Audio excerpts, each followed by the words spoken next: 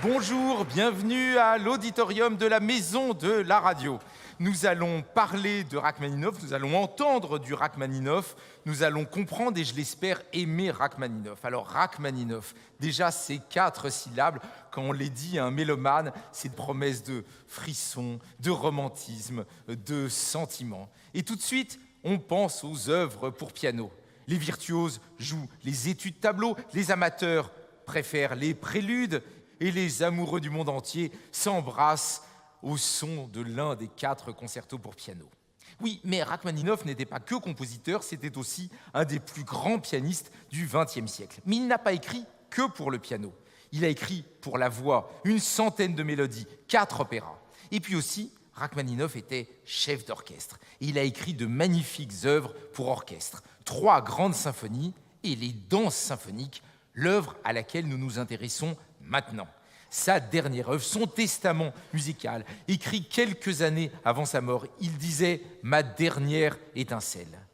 Les 3 danses symphoniques, les 3 grands mouvements de cette œuvre grandiose seront interprétés par l'Orchestre Philharmonique de Radio France.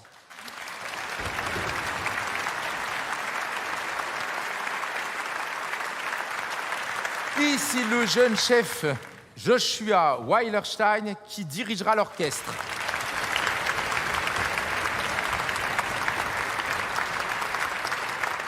Trois mouvements, 3 danses symphoniques. Nous commençons par nous intéresser à la première de ces 3 danses symphoniques. Et figurez-vous que ce premier mouvement, il commence d'une manière très particulière. Nous écoutons le début du premier mouvement des danses symphoniques.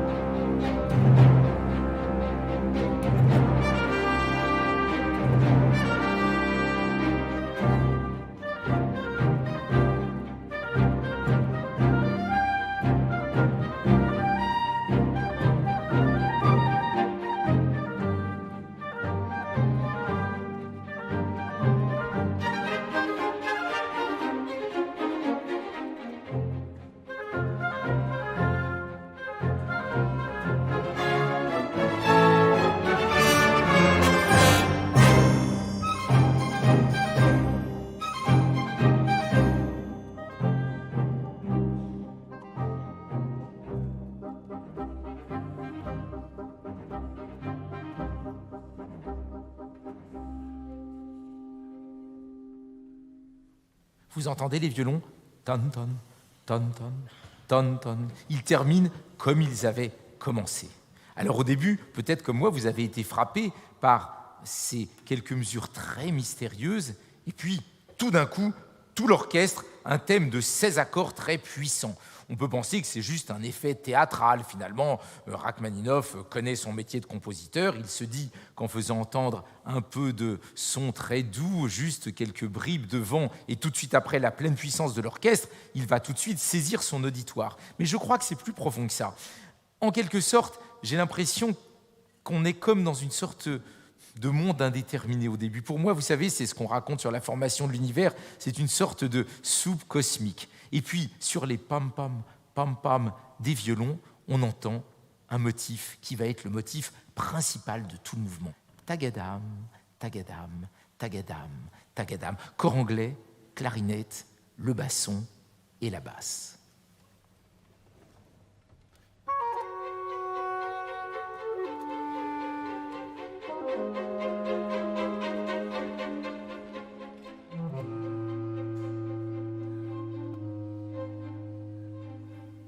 Et là maintenant, pour moi, c'est le Big Bang.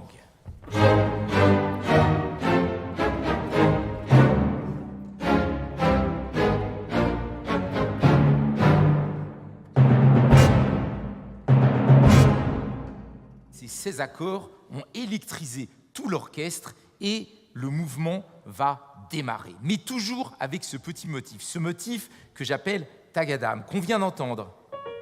Corps anglais, clarinette, le basson, et pour terminer, la clarinette basse. Et presque rien, ça paraît banal finalement, ces 3 simples notes, tabadam, tabadam. Oui, mais ce rien va devenir quelque chose de très important. À partir de là, le motif va entrer en germination, on va l'entendre aux basses, et au violon et au bois, c'est le thème principal.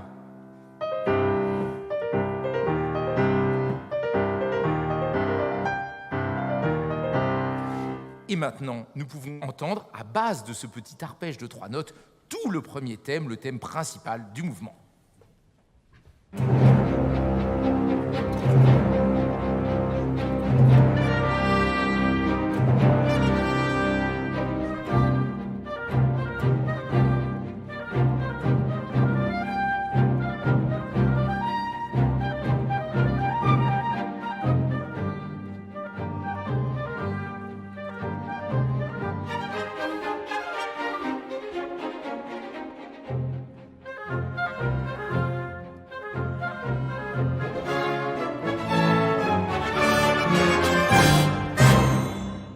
Alors maintenant, je voudrais quand même vous reparler de ce grand geste tellement étonnant pour moi, cette manière qu'a Rachmaninov d'exalter la matière orchestrale, d'exalter le discours et puis de retomber. Et tout de suite après, je voudrais vous faire écouter une reprise du thème avec une orchestration un peu plus fine, un peu plus détaillée, et il y a la même exaltation suivie à la fin de la retombée, un peu comme on avait au tout début.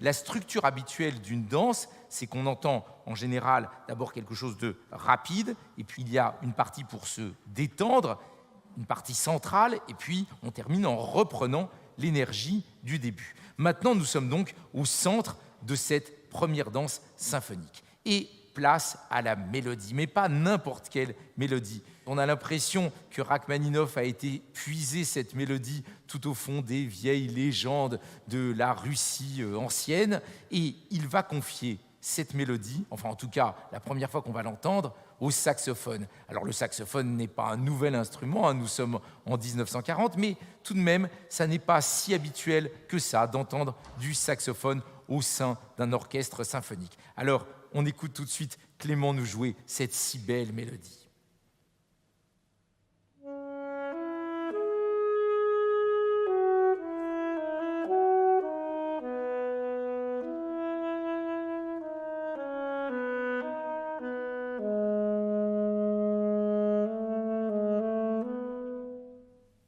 Alors, je ne sais pas si vous remarquez les 3 premières notes de la mélodie.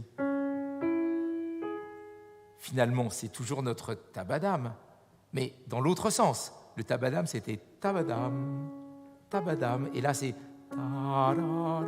Nous montons au lieu de descendre, mais c'est les mêmes 3 notes, mais avec ce caractère un peu légendaire, éternel.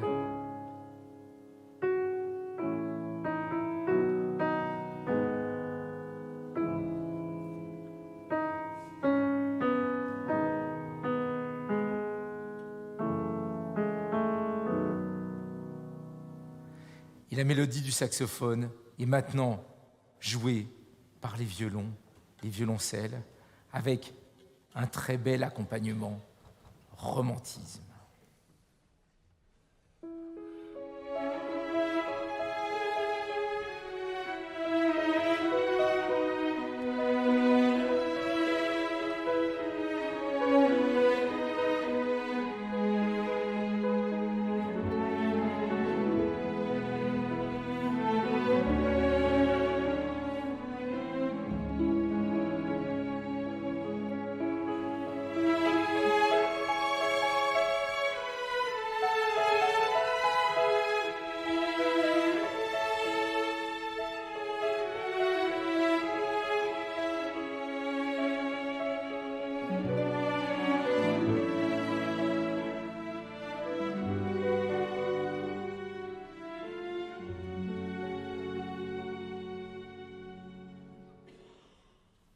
Oh, c'est si beau. Et puis, vous avez retenu la recette. Hein. Si vous voulez écrire un beau thème romantique, toujours les violons avec les violoncelles. Et peut-être avez-vous remarqué l'accompagnement du piano. C'était Claude au piano. Et finalement, ça n'est pas non plus si fréquent d'avoir un piano dans l'orchestre symphonique.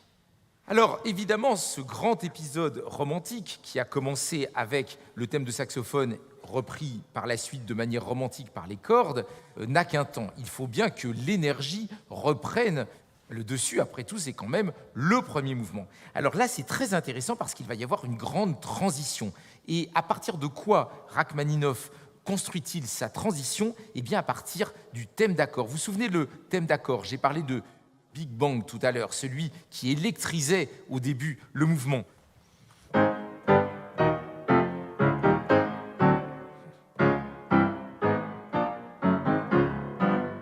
Tam, pam, pam, pam, pam, pam, pam, qui va devenir, de façon très mystérieuse, dans le grave,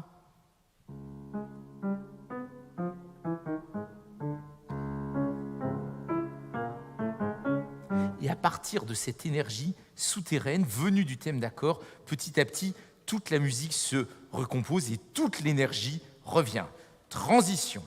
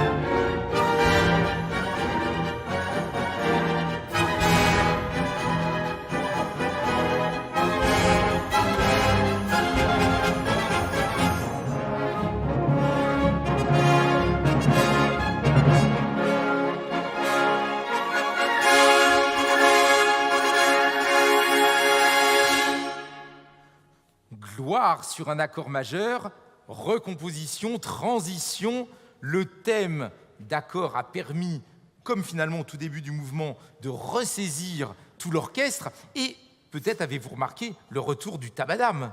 Tabadam, tabadam, tabadam, tabadam, tabadam, tabadam. Et maintenant, évidemment, nous sommes prêts pour le retour du thème principal.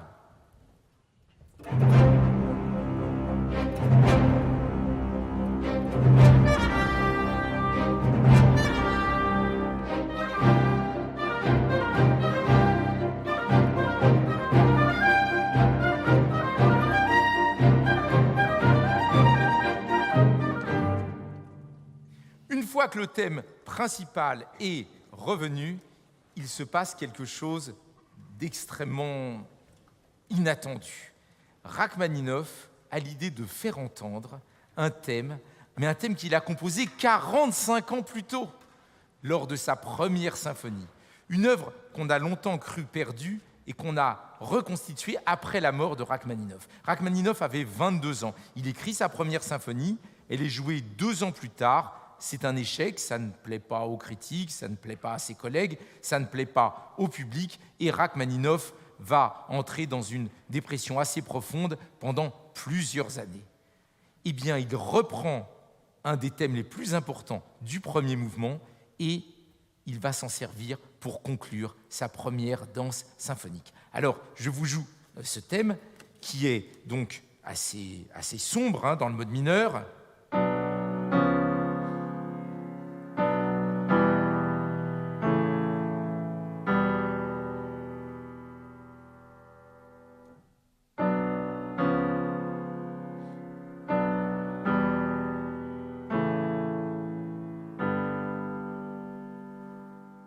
Seulement voilà, Rachmaninov le passe dans le mode majeur, dans la douceur.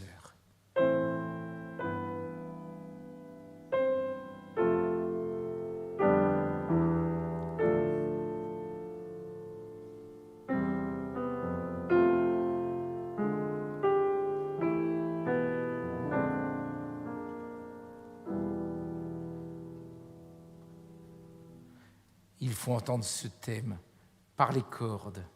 Les ombres sont dissipées. On a l'impression que Rachmaninov se réconcilie avec lui-même, avec ce thème, dans un halo de flûte, de harpe, de piano et de clochettes.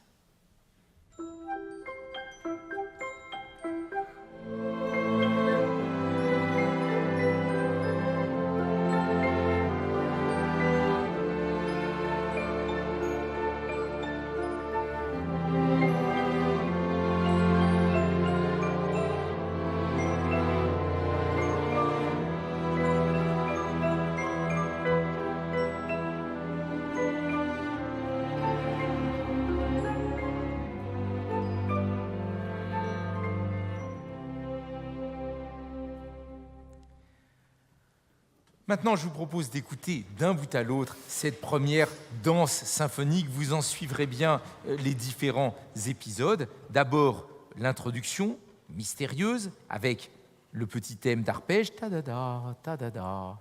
Le thème d'accord, ce que j'appelle le Big Bang, pam, pim, pam, pam, pam, pam, pam, pam. Et là, la germination du premier thème qui va s'exalter et retomber. Deuxième exaltation, un petit peu plus légère, et puis c'est le moment romantique avec le saxophone et le thème au violon et violoncelle. Puis c'est la grande transition, recomposition de l'énergie orchestrale et le retour du premier thème. Après, c'est la citation de son thème de jeunesse transfiguré, apaisé pour l'hymne de réconciliation finale. Première danse symphonique, l'Orchestre Philharmonique de Radio France sous la direction de Joshua Weilerstein.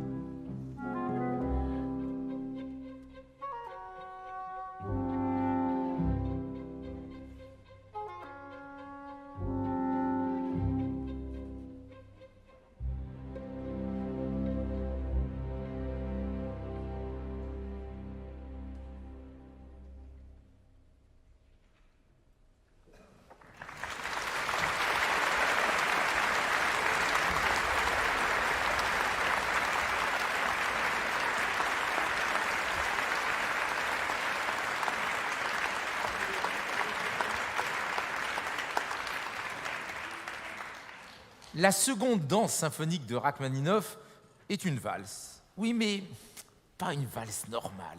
Une valse singulière, une valse étrange, mélancolique, voluptueuse par certains moments, mais fantomatique par d'autres.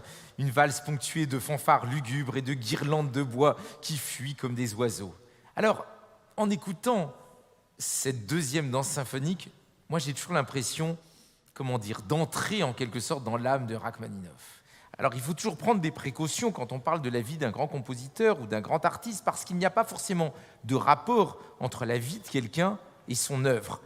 Oui, mais malgré tout, ce Rachmaninoff triste, sombre, passionné, intense, mais qui ne souriait presque jamais, ce Rachmaninoff qui est, au moment où il compose les danses symphoniques, en exil aux États-Unis, ce Rachmaninoff qui toute sa vie a hésité entre ses trois vocations de pianiste, de compositeur et de chef d'orchestre, ce Rachmaninoff nous offre tout de même une valse bien étrange. Déjà, la valse ne commence pas tout de suite. D'abord, une fanfare aux sonorités étranges, avec les trompettes et les corps en sourdine.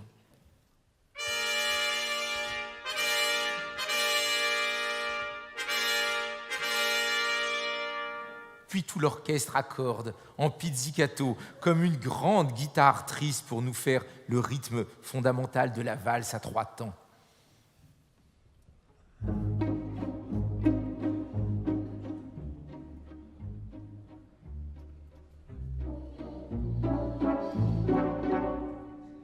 Et c'est maintenant le violon solo de l'orchestre qui nous fait entendre sa mélancolie triste.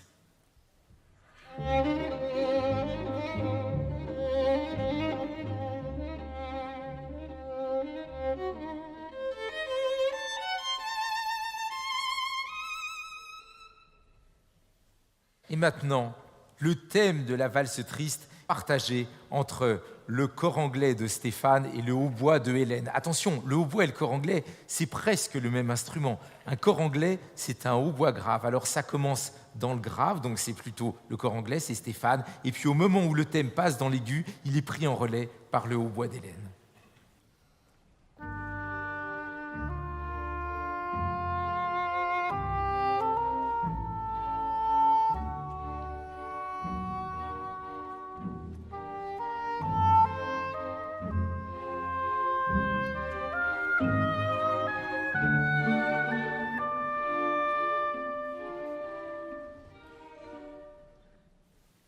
Le thème que nous venons d'entendre par le cor anglais et le hautbois est repris par les cordes. Et là, c'est encore plus voluptueux. C'est toujours triste, mais la tristesse, vous savez, parfois, on aime ça, ça fait du bien.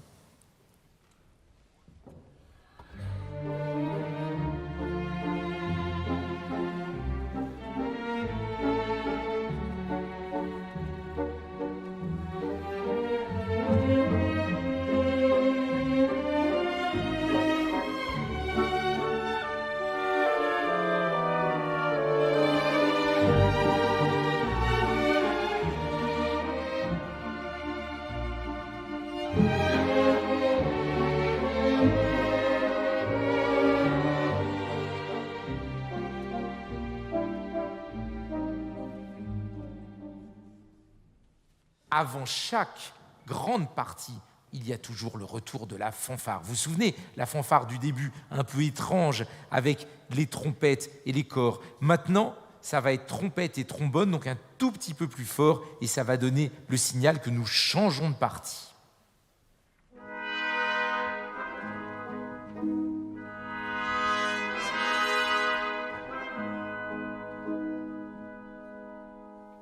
Et maintenant, il y a une seconde valse, plus légère, plus gracieuse, qui a même des accents un peu d'Europe centrale. Écoutez, c'est les bois qui mènent la mélodie.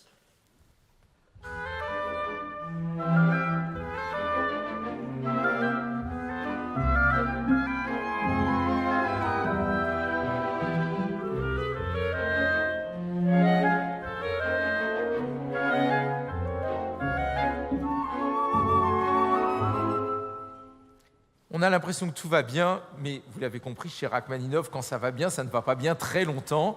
Retour pour la troisième fois de la fanfare amère, presque lugubre.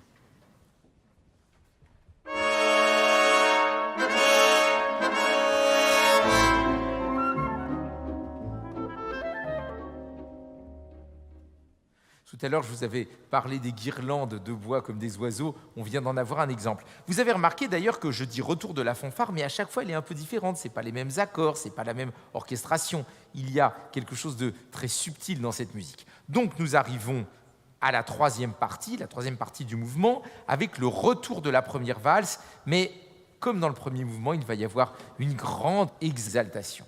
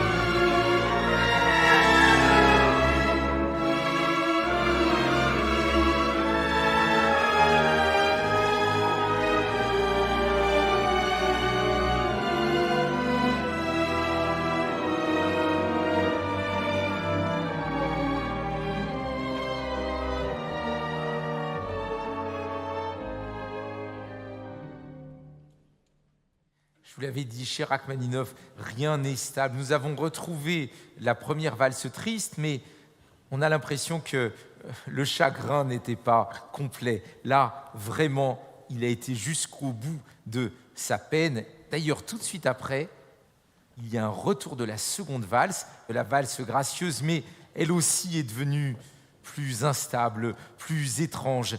Elle tourbillonne, elle s'affole.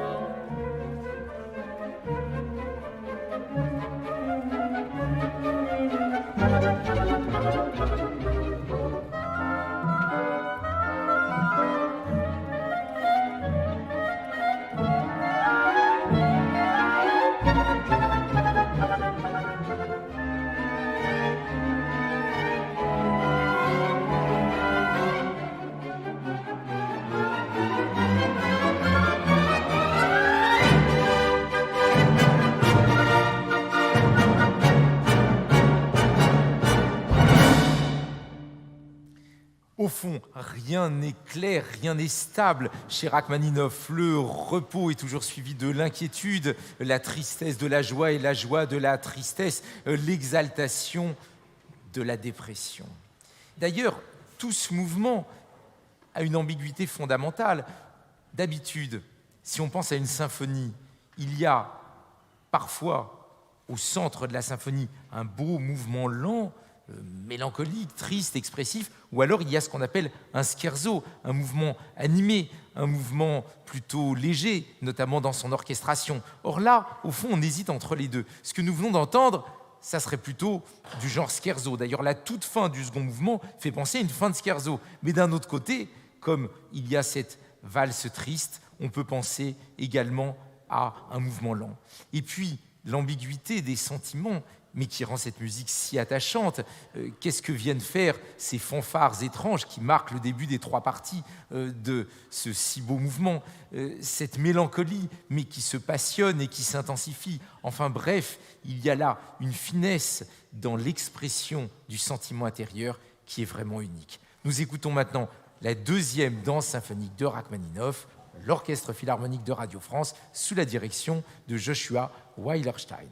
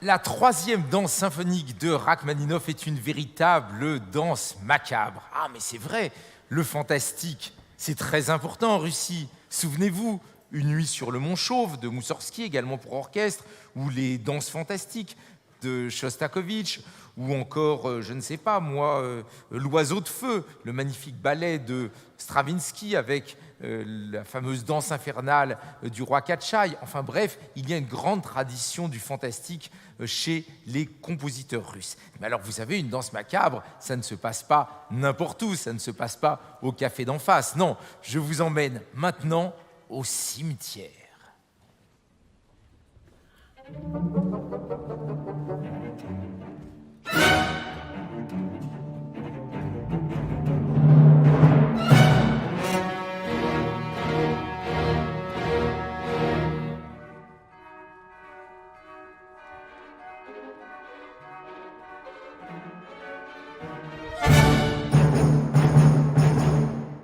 Une vraie musique de film. J'espère que vous avez eu peur. Alors, examinons un petit peu les ingrédients musicaux de cette danse macabre, les ingrédients musicaux du fantastique. D'abord, nous avons eu des spectres qui rôdaient dans le grave. Et puis tout de suite après, on se sent menacé à cause du roulement de timbales de Jean-Claude ponctué par la cymbale de Benoît.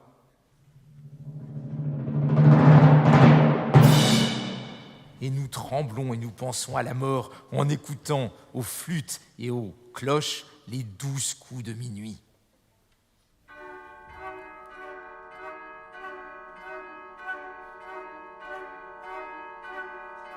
Et maintenant, retenez bien un motif rythmique important, un motif rythmique qui va donner naissance à un véritable fandango, un fandango du diable. Le motif rythmique, c'est tam tagadam pam pam pam pam pam pam.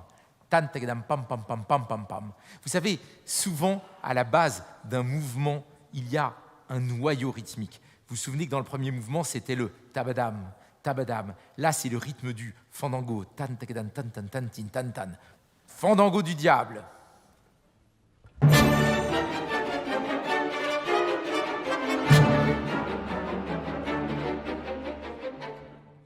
Et vous allez remarquer comme il va circuler à tout l'orchestre, parce que ce petit rythme, tam tam pam pam pam pam pam, on va l'entendre par exemple par tous les bois, puis par les flûtes et clarinettes, par toutes les cordes maintenant, ou par les clarinettes et les bassons, enfin par les violons et les altos. On s'amuse bien dans un cimetière. Oui, on s'amuse bien, mais attention, la mort rôde.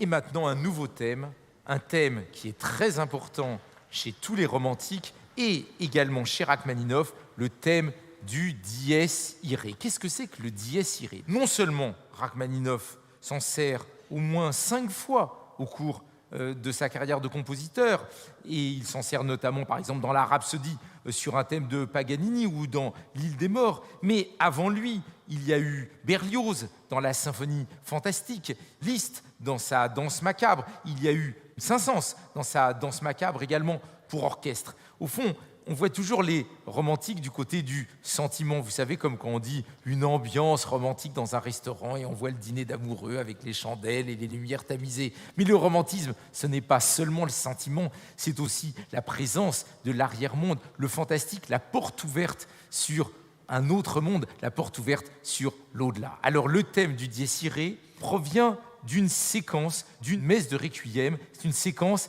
qui a été écrite au XIIIe siècle et qui raconte l'Apocalypse. Jour de colère que ce jour-là, vous savez, les cavaliers, les flammes, les anges, enfin tout ce que vous imaginez. Et il y a un vieux thème, un thème grégorien, un thème qui vient du Moyen-Âge, que je vous joue maintenant de mon piano.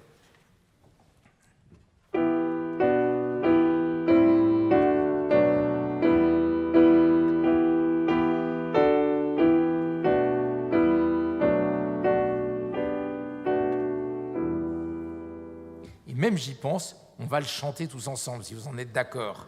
Comme ça, on sera encore plus impressionné par le dies irae. Normalement, c'est dies irae, dies illa. C'est du latin, j'aime beaucoup le latin, mais on va simplifier. On va faire sur la, la, la. Attention, tout le monde est prêt? 3, 4.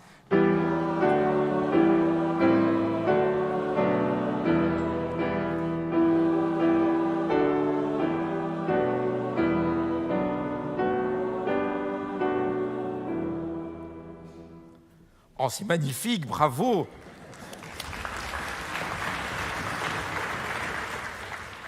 Mais vous pensez bien que Rachmaninov ne va pas l'exposer comme ça, d'une manière aussi simple. Il va tout de suite le transformer. Comment fait-il pour le transformer? Eh bien, le thème dans le grave passe dans l'aigu, s'accélère encore. Il n'y a plus qu'à l'orchestrer, flûte, piccolo, xylophone.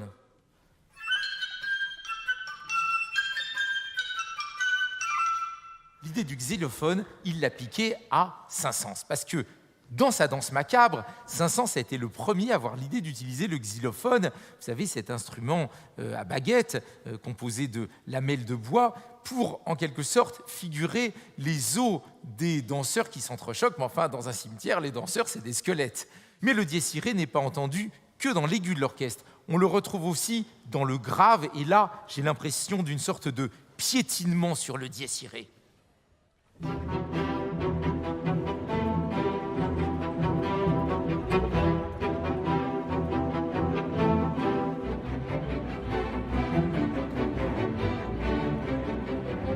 Et là, c'est vraiment la fête au cimetière, une grande bacchanale sur le dies irae.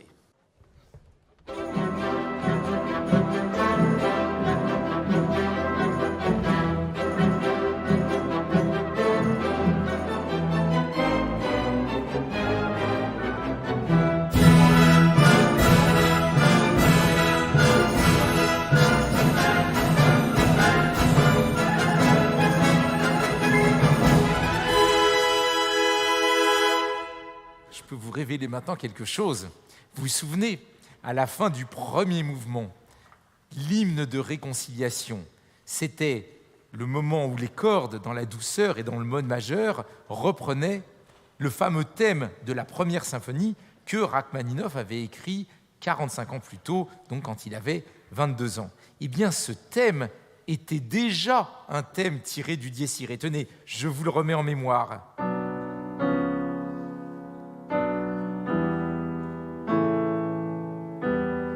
C'est bien dies irae, dies illa. Ce qui veut dire qu'au fond, dès son plus jeune âge, Rachmaninov était hanté par la mort. Enfin, en tout cas, ce thème du dies irae se répand maintenant à tout l'orchestre et donne cette première bacchanale. Mais, nous pénétrons en enfer.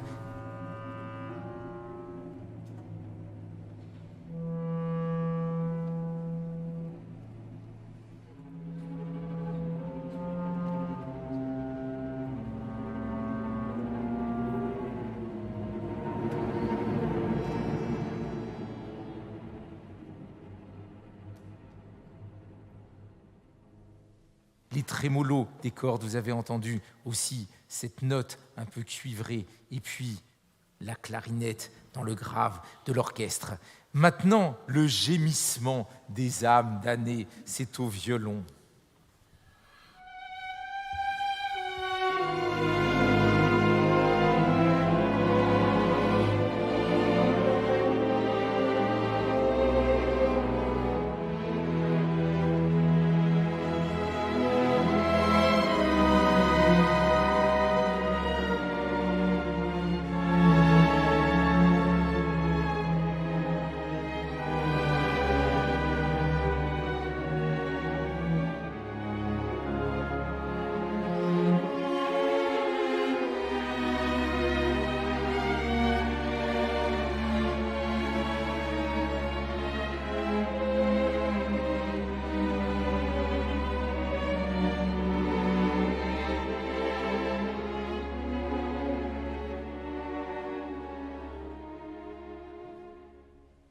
gémissement des âmes damnées, oui, mais très romantique aussi. Ça, il y a toujours un moment, Rachmaninoff ne peut pas s'empêcher d'avoir un grand thème romantique. Mais je voudrais vous faire entendre le dernier extrait que j'adore à la toute fin de ce troisième mouvement, de cette troisième danse symphonique. C'est un moment extraordinaire où on entend un grand choral de cuivre, de 11 cuivres, accompagné par les cloches qui carillonnent et par les sifflements des bois. Pour moi, ça incarne les fanfares du jugement dernier.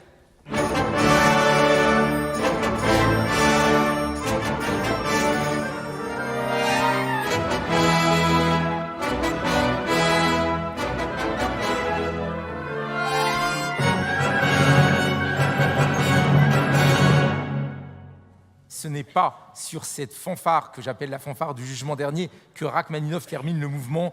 Il va encore s'adonner à un peu de bacchanal endiablé. Nous allons retrouver dans une sorte de tournoiement infernal de tout l'orchestre une alternance entre le fandango du diable et le thème du dies irae.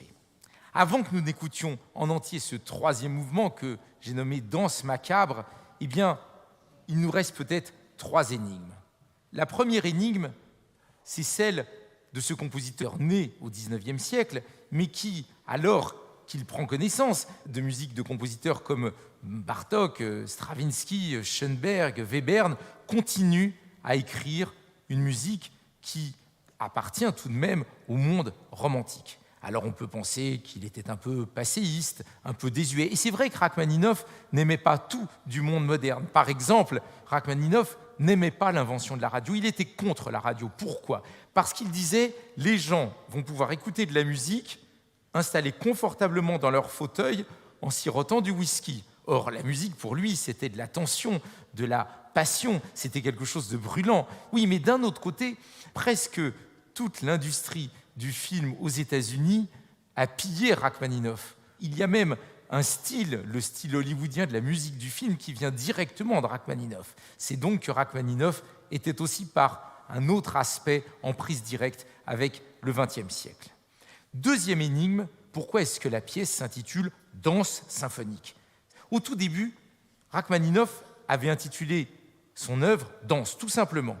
Et puis il s'est ravisé « Danse ». Il y avait une ambiguïté, on aurait pu croire que c'était une œuvre de divertissement, une œuvre légère. Alors il a pensé à « Danse fantastique ». Ah, ça c'est mieux, moi c'est mon titre préféré. Et puis finalement, ça ne lui plaisait pas. Donc il a fini par choisir ce titre de danse symphonique. Troisième énigme, pourquoi terminer cette œuvre par une danse macabre ? Alors à un moment donné, il y avait un projet de ballet avec cette musique et il était question d'intituler le premier mouvement « Jour », le deuxième « Crépuscule » et le troisième « Nuit ». Ça peut expliquer la danse macabre. Après tout, on entend les 12 coups de minuit. Mais peut-être qu'il y a un petit rapport tout simplement avec l'histoire personnelle de Rachmaninoff.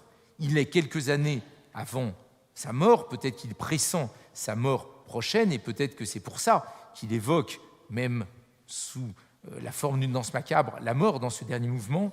Et puis il y a l'histoire avec un grand H. Nous sommes au début de la Seconde Guerre mondiale. Rachmaninoff est exilé. Il prend connaissance des nouvelles de l'Europe qui s'embrase, qui est à feu et à sang. Il va assister impuissant et il va mourir pendant la Seconde Guerre mondiale. Peut-être que cette danse macabre que nous allons maintenant écouter d'un bout à l'autre préfigure aussi les événements terribles qui vont marquer les années suivantes. Troisième danse symphonique par l'Orchestre Philharmonique de Radio France sous la direction de Joshua Weilerstein.